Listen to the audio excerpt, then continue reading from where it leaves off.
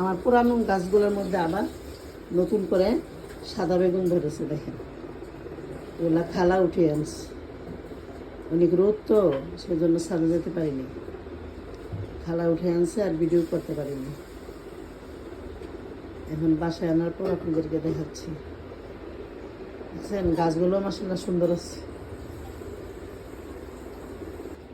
পরে আপনাদেরকে আমার বেগুন গাছগুলো আবার দেখাবো।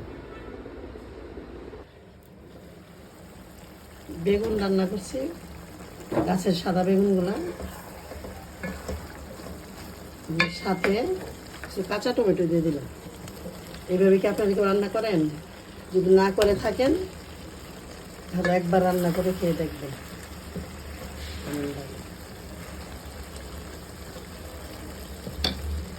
দেখেন কাঁচা টমেটো দিয়ে গাছের বেগুন, গাছের কাঁচা টমেটো দিয়ে রুই মাছ দিয়ে রান্না করেছি।